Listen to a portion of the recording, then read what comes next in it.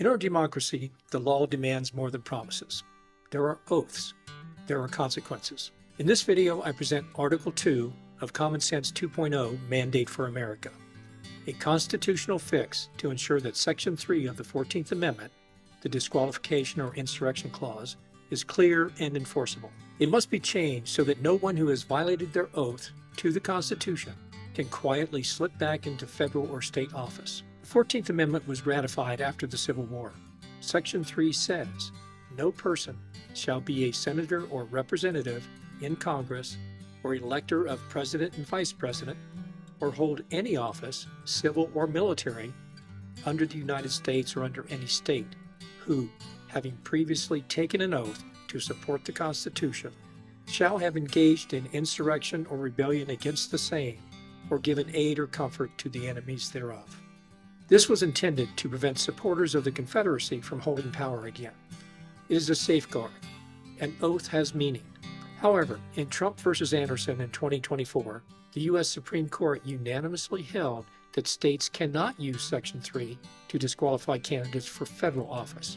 The case arose when a Colorado court tried to keep Donald Trump off the 2024 primary ballot under Section 3. The Supreme Court reversed that decision, saying that only Congress has the power to enforce Section 3 for federal offices, or at least that states do not have that authority under the existing Constitution.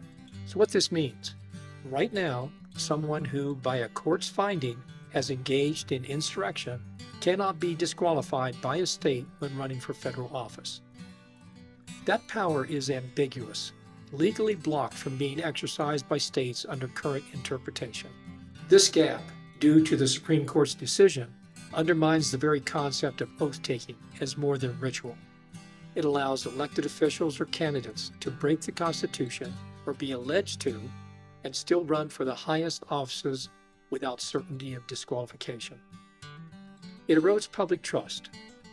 Think of the promise that the Declaration of Independence made, that governments are instituted among men, deriving their just powers from the consent of the governed. When those who held that power violate foundational law, the governed lose trust. It is common sense that law should mean something. Thomas Paine, in his 1776 pamphlet entitled Common Sense, said, "I offer nothing more than simple facts, plain arguments, and common sense." Leadership must not escape accountability. Without reform, Section 3 remains a powerful statement in theory, but weak in practice. To close this gap, Congress needs to propose a constitutional amendment to revise Section 3 so that it explicitly authorizes states or state courts to enforce disqualification both for state offices and federal offices, or, if not states, defines what federal authority must do. It must define terms clearly. What qualifies as engaged in insurrection or rebellion? What standard of proof, for example, clear and convincing evidence, is necessary? Due process protections must be provided. The change needs to ensure enforcement does not depend solely on Congress so that states or courts have recourse. Here's a draft proposal of how the revised Section 3 might read.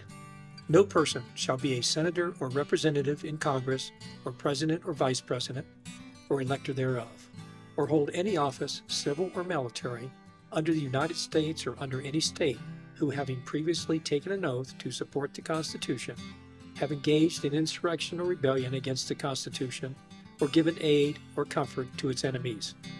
Enforcement of this section shall be automatic under law once a judicial body established by federal statute or state statute for state offices determines by clear and convincing evidence the individual has engaged in such insurrection or rebellion.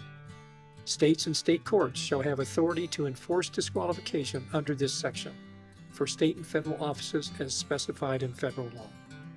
Congress retains authority to remove such disability by a vote of 2/3 of each house.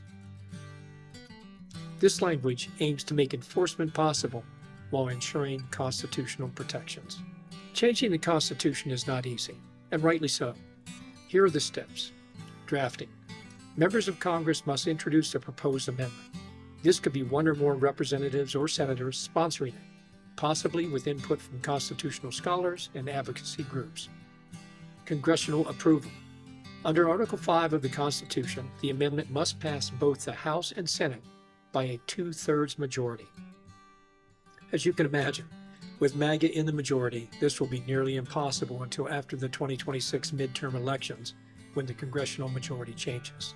Once passed in Congress, the proposed amendment goes to the states.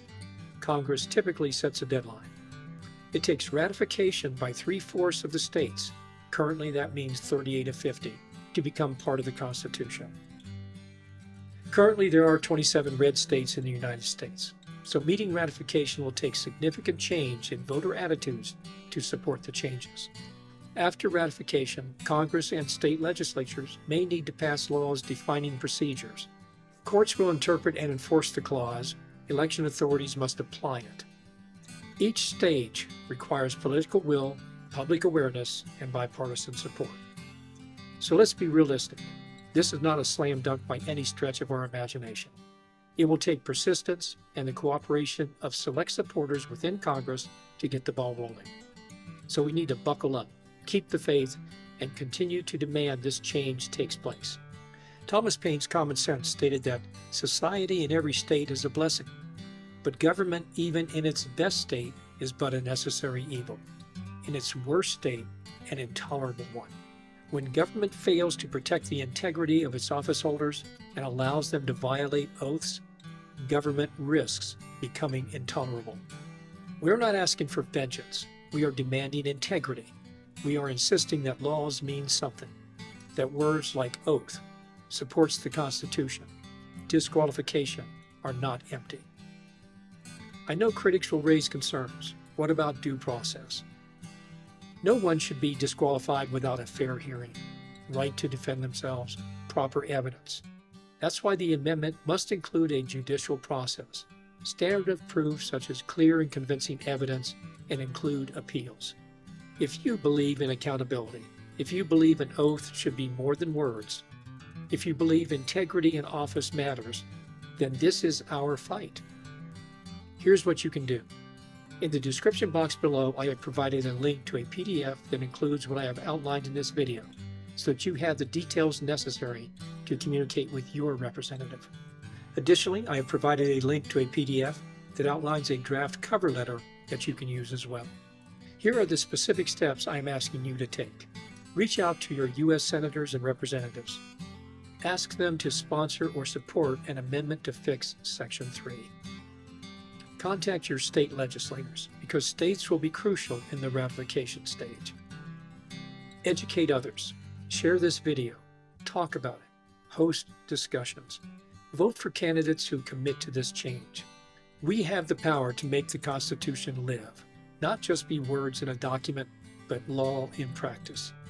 Section 3 was written for times like this, to protect the Republic from those who violate its oath. But as the Supreme Court held in Trump v. Anderson, under current law, states can't enforce it for federal office. That's wrong. It must be fixed. This is Article 2 of Common Sense 2.0, Mandate for America. Because common sense demands we stop oath breakers from holding high office. Because our Constitution deserves more than lip service. Because democracy deserves integrity. Thank you for watching. If you believe in this cause, subscribe, share, and stand with us. In my next video, I will present the case for Article 3 of Mandate for America. My name is Ken. Welcome to Common Sense 2.0 in defense of our democracy, and Mandate for America as a plan to prevent destructive, anti-American, illegal, and unconstitutional actions in the future by any political party or official.